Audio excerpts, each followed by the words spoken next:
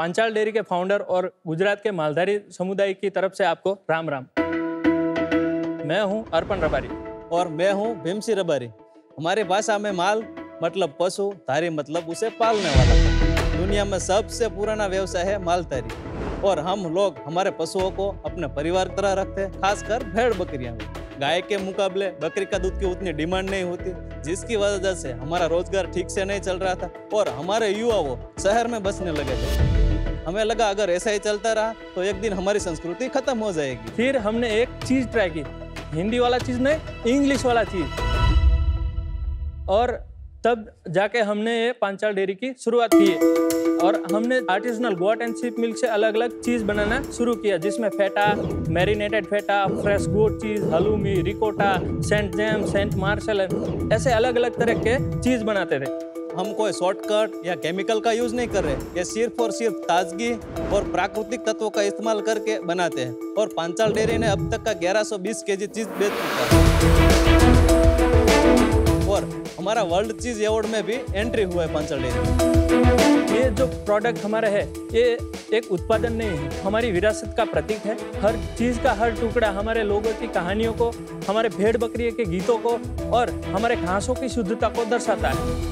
Sir, हमारा उद्देश्य सरल है, हमारे लोगों को सशक्त बनाना और हमारी स्वादों को देश और दुनिया के साथ साझा करें।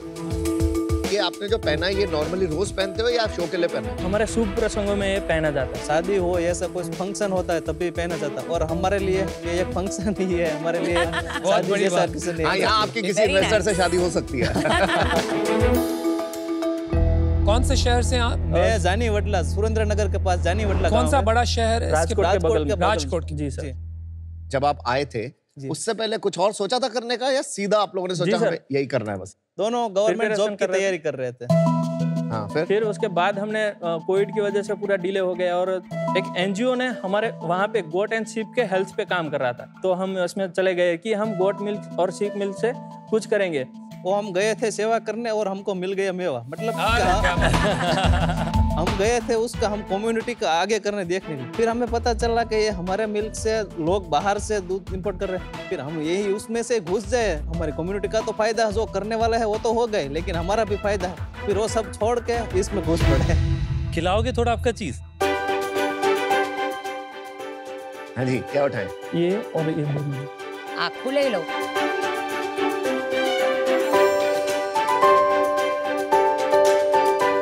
ओके ब्रदर,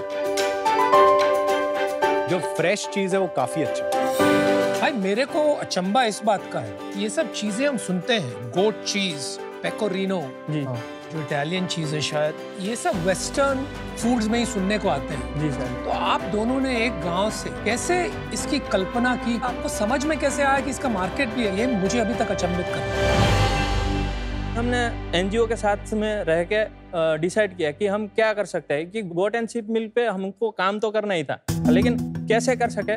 तभी वो एनजीओ ने एक नम्रता सुंदरेशन करके है, उनका कांटेक्ट किया और उन्होंने आर्टिजनल चीज के बारे में हमको बताया। कहाँ थी ये नम्रता जी, कौन से शहर? वो चेन्नई बेस से है, लेकिन हमारे वहाँ पे आए थे और उन्होंने चीज के बारे में थोड़ा एक्सप्लेन किया था। Got it.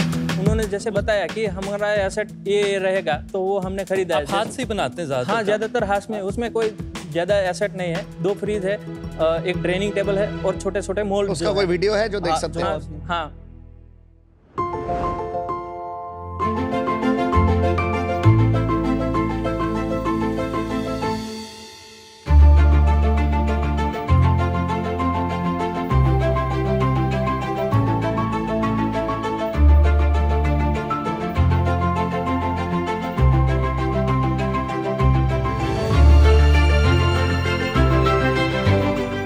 Very nice. Thank you. आप लोग तो एक्सपर्ट्स बन गए चीज बनाने में। जी सर। हाँ, हाल ही में फ्रेश गोट चीज है, उसको लास्ट ईयर हमने नॉर्वे में वर्ल्ड चीज अवार्ड हुआ था, उसमें एंट्री मिला है।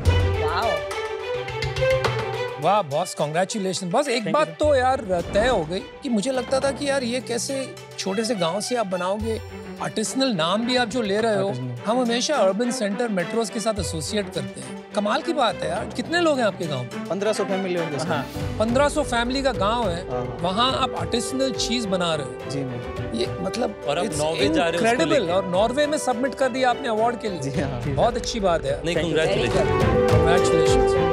आपने देखा है काउज जो होते हैं हाँ। आजकल की फैक्ट्रीज जहाँ दूध निकालते हैं फिर चीज बनाते हैं, उससे पूरा काउज का जो मिल्क एक्सट्रैक्शन प्रोसेस है उसको मैनुअल से ऑटोमेट किया है। तो आपने रिसर्च किया है कि गोट्स के लिए भी विश्व में ऐसा ऑटोमेशन है कि सिर्फ काउज के लिए है? मैम ऐसा ट्राई नहीं किया है।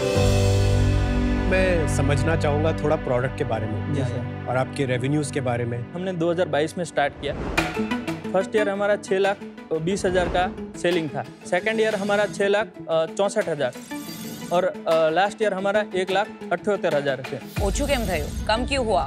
ઓછું એટલે આ 2024 થી અત્યાર સુધીનું। आप ही बता दो ना नमिता क्या बोल रहे हैं। नहीं नहीं, मैंने पूछा कि कम क्यों हुआ सेल्स, तो उन्होंने बोला ये ईयर टू डेट है, तो साल का एग्जिट क्या होगा? इस साल 7 लाख के ऊपर चला चलो जाएगा। जाएगा। तो भी फ्लैट हुआ ना? पिछले 3 साल से सेम ही चल रही है।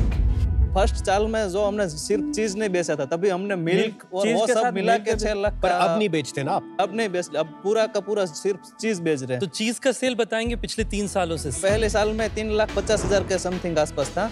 ठीक तो है। दूसरी साल में शायद 4 लाख हुआ था।